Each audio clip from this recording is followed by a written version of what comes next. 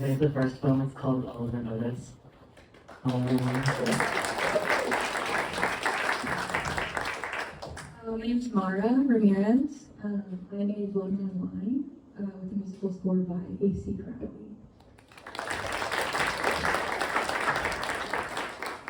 Hi, this mic is working. I've got a bunch of questions, but one thing I was really struck by, James, in watching your film this time was, I mean, the use of your color is really beautiful and really striking. But the thing that I noticed more in watching it now was the angularity in everything and the way that you use shape differently in this film, maybe than some of your other work. I would love to hear you speak about that and your lines. I have to connect a little bit. Yeah, maybe this one more spicy. Okay. Yeah, that's a good question.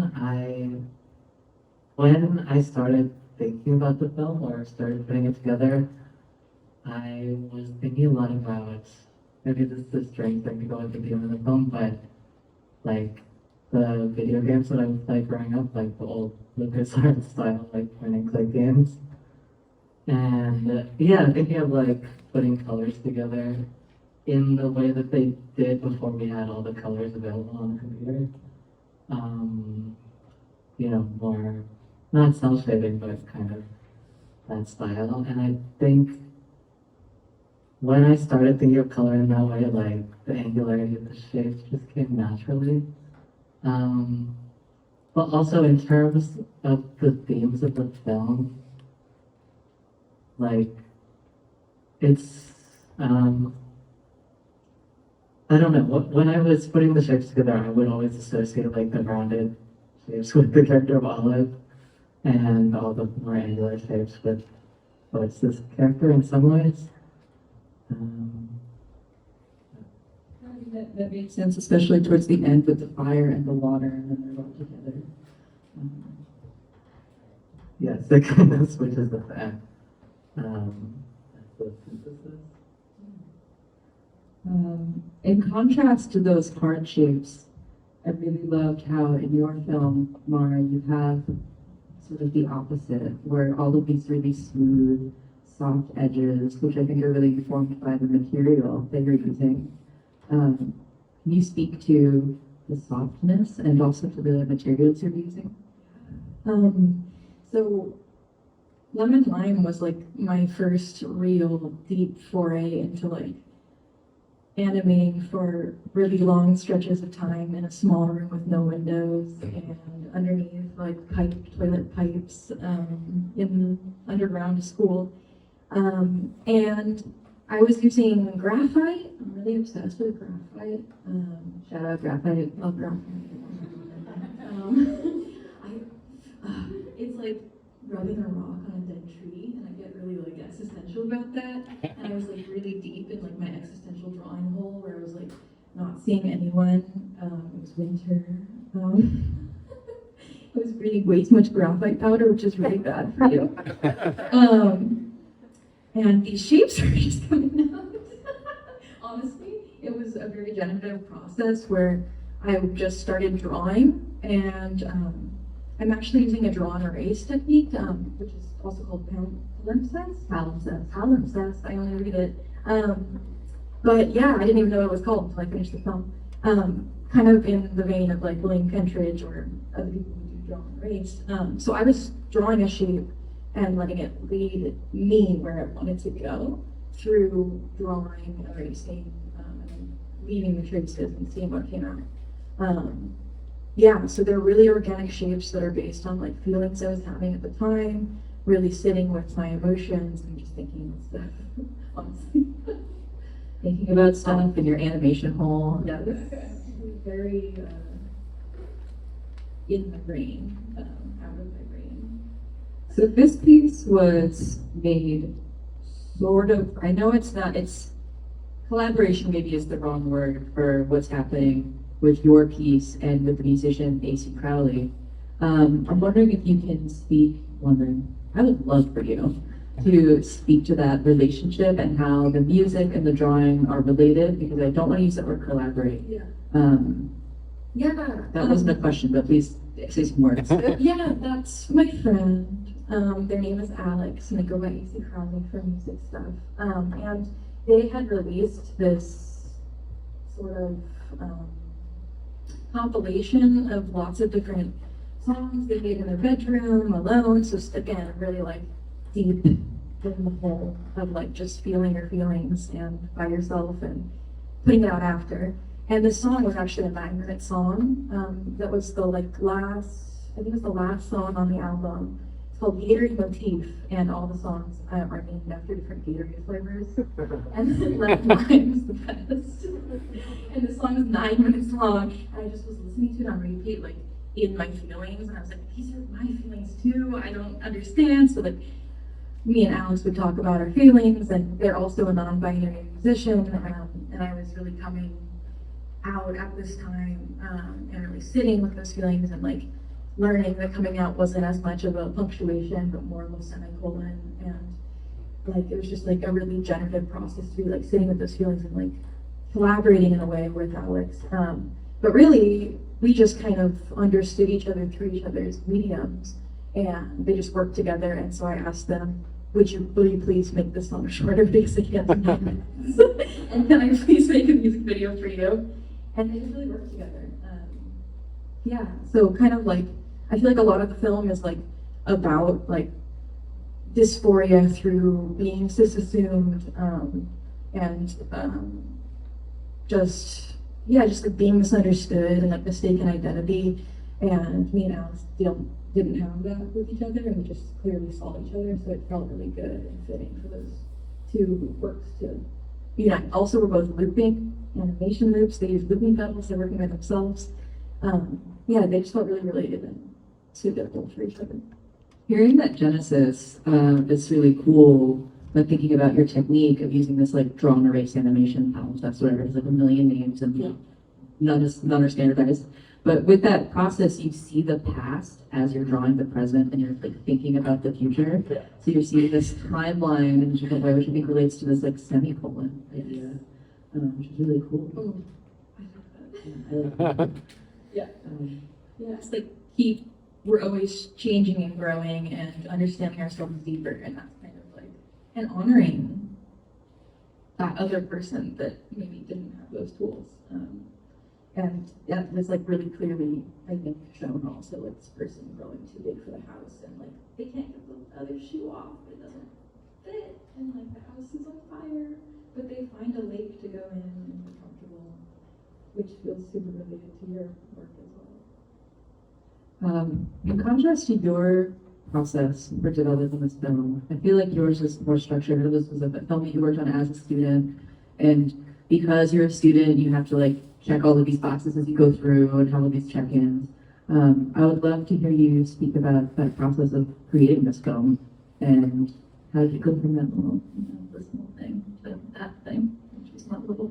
Yeah, as you were talking about your process of just like finding the animation in your draw and erase process, I really wish I could make a film like that, but I'm the kind of person where it's like storyboarded within an inch of its life. And yeah, I first came up with the idea actually in the first week that COVID was shutting everything down, and I was just in my apartment, by myself. And also having a lot of feelings about gender and stuff. And it was a long process of like 2 or 3 years of just, first of all, coming to understand myself a lot more, transitioning in like the whole COVID environment where you're not interacting with anyone else, so it really is just your relationship with your own self. And also watching tons and tons of films to distract myself from everything, and trying to learn more about, how to compose shots, how to use color, contrast, everything like that. To tell this story as well as I could. Yeah, when I first came up with the idea, I saw Olive has a lot more of like, you know, a monster and antagonist for the film, but I think my arc of making was similar to the arc of the story where in the end, you know, you have to come to terms with whatever past version of yourself because that's also you, and if you can't come to terms with that, you're just gonna hate yourself forever, which is not fun. I think some of that recognizing your past to understand your present is also prominent in Clyde's film. I have a question that's a bit of a divergence, but both of you I know have comics practices, and you both draw. I don't know if you can do that about each other. Well, they're finding out now. We've never met, but we are close to the Bay Area. Shout out, Bay. I would love to, I mean, do you feel like your comics process as a comics artist informs your animation process, or does your animation process inform your comics process? I was actually talking to Christian, who's a member of a comics collective that Mara is a part of. They're reading and speaking at Permanent Records Roadhouse after this, which you should all go to. And Christian was saying there's so much overlap just in that world, seemingly. I would love to hear, like, do you guys feel that way? Here, you can both have mics. Okay. I actually don't have an answer for this. I make comics every day. That's my thing. I do 4 panels a day, every day forever. Yeah, but I would say it helps me make films because it helps me process my life, which was really important for this film. But personally, I approach it pretty differently. Yeah, I feel similarly. I feel like they do different things. Like comics are like this, for me, like this slowed down. I mean, I still don't storyboard. I wish I could. Honestly, I do this ridiculous thing where if I'm doing a comic, I'll like literally draw the entire page multiple times sometimes because it just didn't feel right. And I didn't have a plan before. There's this photo of me with my first graphic novel before I started drawing it, and it's actually a big piece of butcher paper with like a list on it, and that's my draft. And that's kind of how I do animation too, but I feel like with animation, it because it's like, I almost think of it like as a living, breathing thing. It's more able to like guide me, and because I think that's mostly a product of the freeness in the medium of being like one line being different isn't going to change much because it's so quick. So my lines are like much more, not much more free, but just like they're able to guide a bit more than in comics. So when in comics, I'm like kind of hung up on like the static image and like creating like the right vibe. And there's some vibes From the Bay Area, that's some vibes. Yeah, mostly I feel like it's about structure, like which is going to tell the story in the right way, and do I want it to be a physical thing that I hold, or do I want it to be something that we come together and experience together? So that's, yeah, 2 very different ways of being shared with the world, I think. Like a comic gets to go home and become adopted by someone and live in their house, and that's so cool. But an animation can be shared in a room, and we all have to sit and like hear it and like smell each other. And, like, I don't know, I love that, like as a social practice. Sometimes I feel a little bit sad that comics, our only way of getting together is like festivals, or we're like commodifying our work. So, I don't know if that answers. Less smells. Yeah, I gotta make a scratch and sniff. But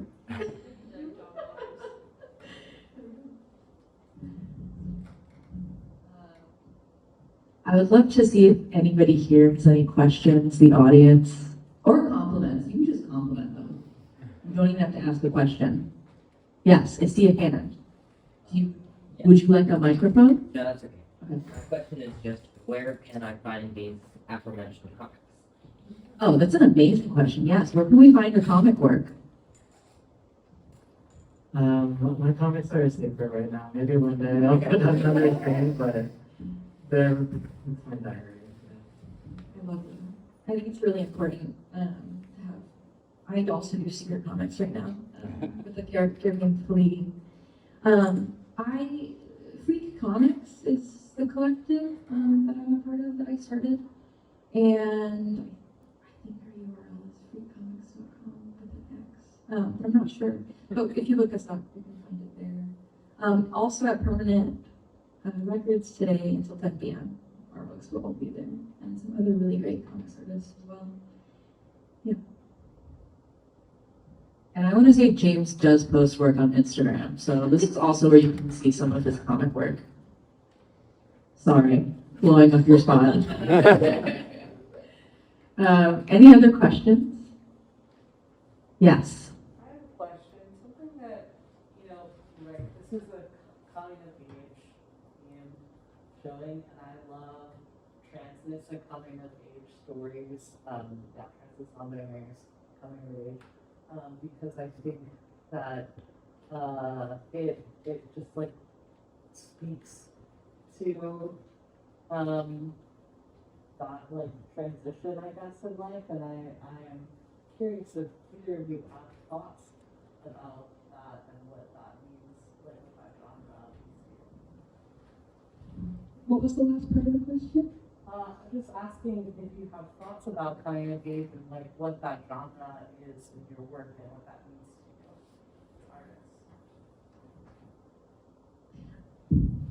to you as artists. I've been thinking a lot about this actually, because I'm doing a lot of inner child work, and I'm also 25, so I feel like I'm in a sort of second puberty, which is so angsty, and yeah, just like returning to that little me that didn't get what I needed, and also I'm a teacher, so I feel really excited to be like a they them in these kids' lives, and like they're all gay. It's awesome. It's so sick. And, yeah, just like one of my best friends is like an 86-year-old woman who like wants her headstone to say died young, and like we have a lot of conversations about like gender because it's really new for her because she's not part of a queer community, and holding a lot of space for me and trying to understand, and like I guess what I'm saying is that coming of age, I feel like is an ongoing process for me, and I'm always coming back to little me. And I feel like I'm probably gonna be doing that forever.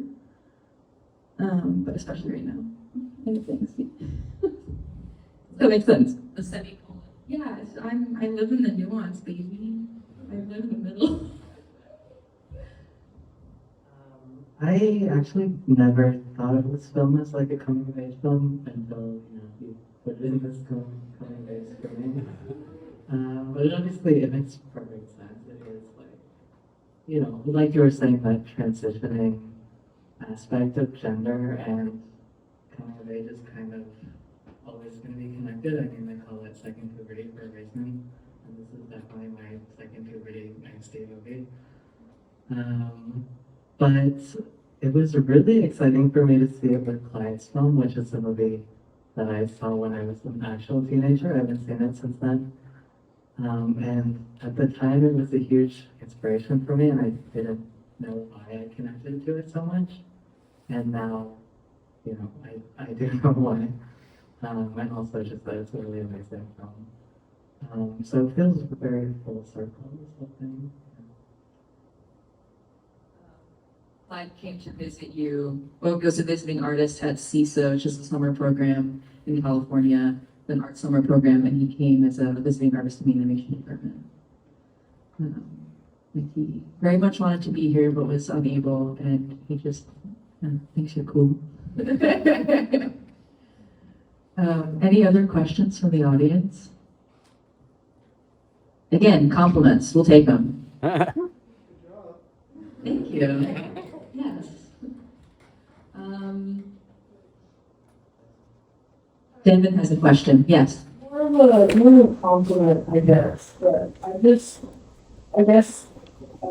James, your relationship to like all of the Buddhists in the film, like, and all of being represented in this way that is like, obviously, has like this clean and monster kind of attachment. But I was really watching it the first time, I wonder, like, how are you going to synthesize this? Because this is something that I navigate as an ongoing, like, relationship with her. So, like, how do you close that? I just think that the ending of the film, just running with water and the sharing is just really powerful and strong. Synthesize that, it's not really able to see the same. It's like something that feels like better. I don't know. I'm just wondering if you can maybe speak to like how you feel about like how my done this, like how my done this. That's a really good question. I'm not sure I can put it better than you did, but as someone who's not a super intuitive filmmaker, that was one of the few things that just like came to me, I don't know, in a dream where when I was just sitting around thinking about the film, because the elemental thing in this movie with the fire and water, like, when I was first transitioning, I was also swimming a lot during that time and walking around my apartment complex and having people seeing me and stuff, which was so uncomfortable. Probably one of the things that prompted everything. But like just being in the water and being able to have that sympathy or empathy for that version of yourself who like can't be comfortable in that space, even though swimming is something that I love, that I'm passionate about. I'm not sure if that comes together at all. Yeah. But like I said, it's very just intuitive, just came from one scene. Anybody else?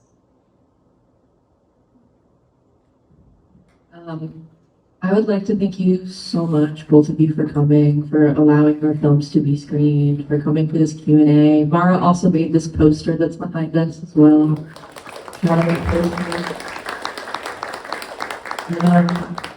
Thank you all. Please, everybody go to Permanent Records Roadhouse and see Freak Comics and, you know, find James's secret comics online that he doesn't want you to know about. And thank you all for coming and thank you for being here.